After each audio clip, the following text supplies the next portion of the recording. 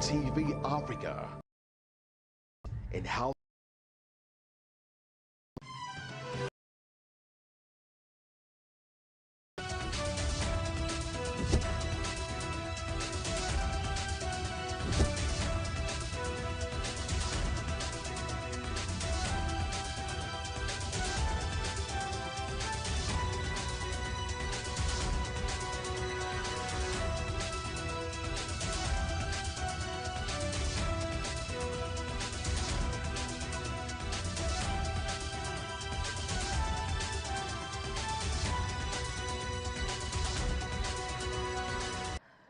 Hello and welcome to Housing TV News at the top of the hour, coming to you from our studios in the nation's capital, Abuja.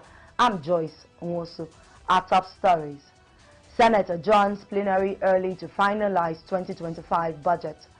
Ogun Aviation Village generated 700 million naira, 5,000 jobs, says Commissioner. Housing Minister Architect Ahmed Dangiwa seeks dispute-free construction industry. From the foreign scene, rogue landlords in England will face curbs on how much housing benefits they can receive. We begin with the Senate.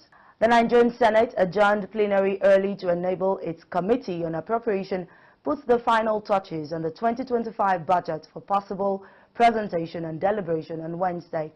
President of the Senate, Godswill Akpabio, disclosed this at the National Assembly in Abuja. Akpabio stressed the need for the Senate to quickly resume and conclude work on the budget proposal, which is now in the final stages in the Senator Solomon Adiola-led Committee on Appropriation. President Bola Tinubu had presented a total budget of 49.7 trillion naira to a joint sitting of the National Assembly on December 18, 2024. He, however, jacked up the size of the proposed 2025 budget to 54.2 trillion naira, reflecting an increase of over 5 trillion naira as a result of additional revenue from the Nigerian Customs Service, Federal Inland Revenue Services, and other government-owned enterprises. Committee on Appropriation for the ongoing work. Having concluded today's proceedings on the other paper, I hereby move that the Senate do adjourn to Wednesday, 12th February 2024 at 11 a.m. I so move, Mr. President. 2025. Those in support of the adjournment say aye. Aye. Those against say nay. Nay. The ayes have it. The Senate is hereby adjourned. After reading the President's communication, Akpabio promised that the Senate would expedite action on the budget and ensure that it is passed before the end of February. The Speaker of the House of Representatives, Abbas Tajuddin, has announced the appointment of Isiaka Ayokunle Ibrahim as the new Deputy Chief Whip of the House. Honorable Isiaka takes over from the late Oriyomi Onanuga, who died recently after a protracted illness. The Speaker says the choice of Honorable Isiaka for the position of Deputy Chief Whip by the leadership of the House was done after a careful and extensive consultation with the leadership of the party, as well as the Southwest Caucus in the House. He charged the new Deputy Chief Whip to uphold the integrity of the office by discharging his responsibility diligently and with the highest professional standards. Honorable Isiaka Ibrahim succeeds our dear colleague, Honorable Adewumi Ijaya Onanuga, who sadly passed away earlier this year. Let us take a minute to remember Honorable Onanuga's invaluable contribution to this House and to our nation. May her soul rest in peace. We congratulate Honorable Isiaka Ibrahim on this well-deserved elevation and trust that he will bring the same dedication and commitment to his new role as he has demonstrated in his service to this House and to his constituents. We wish him success and God's guidance as he undertakes this important responsibility. May we all continue to honor the memory of Honorable Onanuga by working together to serve the Nigerian people with diligence, integrity, and a sense of purpose. In another development, the Senate has expressed worry over the whereabouts of at least 4,000 firearms This was revealed during an investigative hearing by the Public Accounts Committee. The audit report from the Office of the Auditor General of the Federation highlighted discrepancies in the police armory records between 2000 and 2020. The Auditor General of the Federation had informed the lawmakers that in 2018, the report from the Auditor General queries the missing of about 178,459 different types of arms and ammunition from the police armory without any trace, while 3,907 other assorted rifles and pistols disappeared from different police formations nationwide as at January 2020. 1. The total number of lost firearms as reported as at 31st December 2018 stood at 178,459 pieces. 2.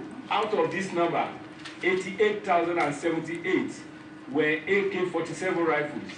3. 3,907 assorted rifles and pistols across different police formations that could not be accounted for as at January 2020, as shown in the table below.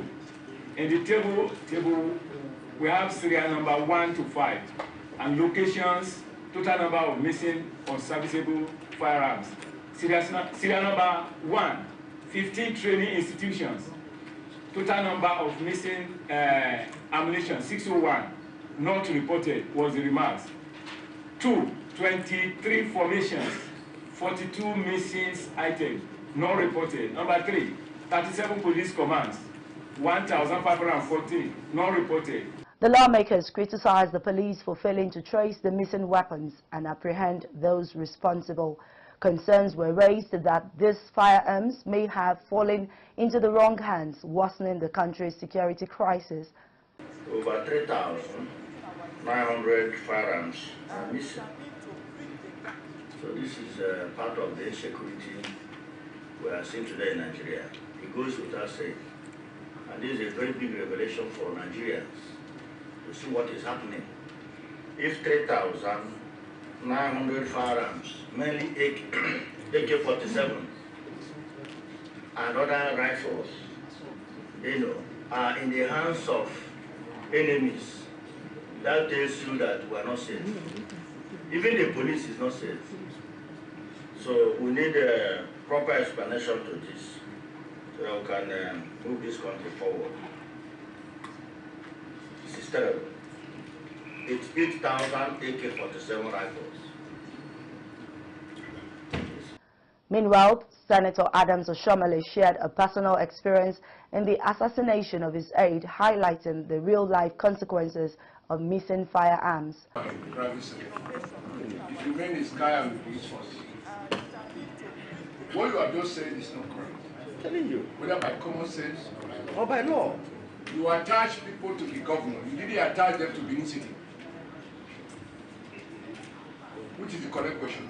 Were they attached to the governor or they attached to the office? To the building? Is the governor assumed to be mobile or stationed? Under the rules of engagement, the police attached to the governor. When the governor is traveling, are they to take permission before they travel? Those attached to me regularly tells me that they go to regularize their booking, not only the booking of their arms, but also from time to time that they are where they are supposed to be.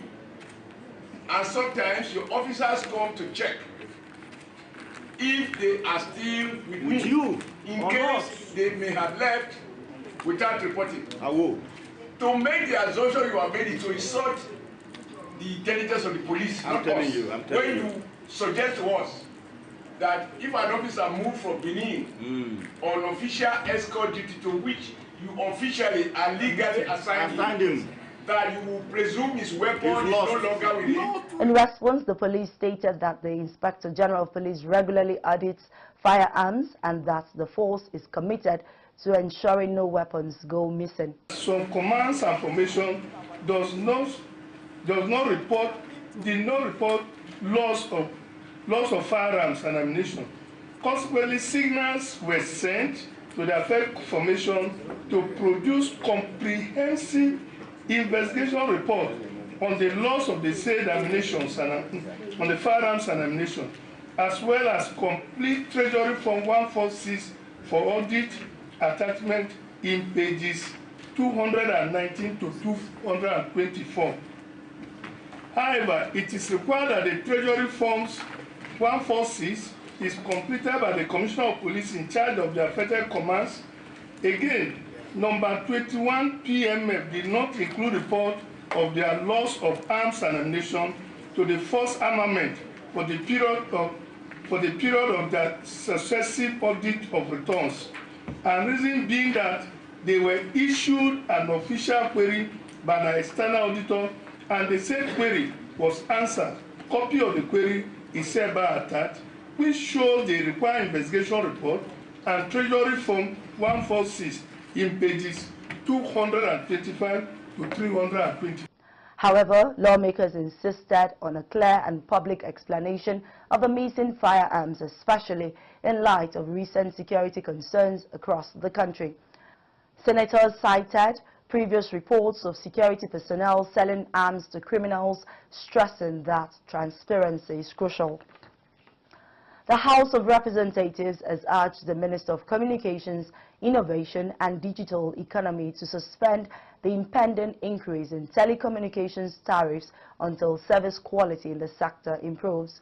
The motion was sequel to a motion of urgent national importance by Honorable Ofoji Ogboko at plenary on Tuesday. He expressed concern that small businesses which rely heavily on affordable telecommunications for their operations, marketing and customer engagement will face additional financial burden if telecom's tariff is increased. Telecommunication company improve on their service delivery for network, which Nigeria have been yearning for in years before embarking on the increase in tariff. There is also worry, Mr. Speaker, that far-reaching effect of the price hike will deepen financial struggle for the average Nigerian, threatening the economic vision of leveraging technology to drive economic revival, exacerbate poverty, and widen existing inequality, hitting lower-income family the hardest. Lawmakers, however, expressed diverse opinions on the move as they argued for and against the motion. Not too long ago, we had the electricity tariff. Now, is telecom tariff. Mr. Speaker, we are here to speak for the people. Yes, I don't think our people will be mad about any tariff or any taxes if what they are being used for is being seen by the Nigerian people. The same telecom we are talking about right now, they are not at their best. People will feel that increasing the tariff on the telecom tariff will increase that hardship. But coming from the private sector to this 10th National Assembly, I feel that suspending the increase in tariff on the performance of the telecom companies increase, I don't think it's fair. The last increase was done over a decade, over 10 years. And for somebody like I did say, coming from private sector, how do you expect them to increase their performance? Lawmakers were, however, unanimous in their call that the Honorable Minister for Communications, Innovation and Digital Economy suspend the proposal. This was further confirmed when the Speaker put the question with a resounding nay by members. Again, she say nay. The ayes have it. This motion is referred to the Committee on Communication for further legislative action. The House has mandated its Committee on Telecommunications to ensure compliance. Recall that the Nigerian Communications Commission recently approved a 50% tariff increase for telecom services in the country, which sparked strong criticism from Nigerians, the Nigeria Labour Congress, consumer advocates, and civil society organizations. We'll take a pause here. News stories from the build sector are up next. Please stay with us. Get credible and authentic housing news at your fingertips by downloading the Housing TV mobile app. You can also join the African International Housing Show live from across the globe through the Housing TV mobile app. The mobile app features live streaming and trending housing news. You can locate the AIHS venue via the app, network with AIHS seasoned speakers, and live chat with exhibitors. You can also order house or building materials at AIHS via this app. Download the Housing TV mobile app now from the App Store and Google Play Store. And don't forget to click on the notification button. Available for both iOS and Android users. Housing TV is also on Star Times, channel 149 decoder. You're still watching Housing TV News at the top of the hour. Now to the build sector. The Minister of Housing and Urban Development, Ahmed Dangiwa, has reaffirmed the federal government's commitment to promoting a dispute-free environment in Nigeria's construction industry during a meeting with members of the Institute of Construction Industry Arbitrators at the ministry's headquarters in Abuja on Tuesday. The Institute of Construction Industry Arbitrators is a leading arbitral institution dedicated to resolving disputes in Nigeria's construction sector. The minister called for stronger partnerships and capacity building initiatives to drive excellence and efficiency in the construction industry. He, however, commended the institute's role in using dispute resolution to ensure timely, cost-effective and high-quality housing and infrastructure projects. Pension and real estate experts highlighted that these factors have deterred institutions from establishing real estate investment trusts, a key investment channel for PFAs and others in the real estate sector. Meanwhile, Nigeria constructs about 600,000 fewer homes than needed, which over the years has led to a 20 million housing deficit, leading to an expanding deficit. The residents of Gwagwalada Area Council of the Federal Capital Territory have expressed concerns over the activities of some suspected group of fraudsters prowling the streets of the town. Residents reported suspects dressed in black suits are seen near Radio House, Kutungu, and the University of Abuja Teaching Hospital, convincing people to invest money with promises of doubling it within few days. Meanwhile, the Assistant Inspector General of Police in charge of Zone 7, Bennett Igwe, on January 28, 2025, paraded 6 members of the group accused of using laptops to scam residents. During the parade, Igwe revealed the recovery of a laptop and mercury from suspects arrested in Gwagwalada for scamming victims with promises to double their money. The Ogun State government has completed the construction of 100 housing units at Gateway Aviation Village along the Ilisha-Nikberu Road as part of its efforts to address the housing deficit. This was stated by the State Commissioner for Housing, Jagomolu Akande Omoni, during the inspection of the project on Monday, noting that the project would open up businesses in the Remo development clusters. Jagomolu stated that the housing estate, part of the Aerotropolis around Gateway International Airport, is equipped with facilities like perimeter fencing, water, electricity, security, and drainage systems.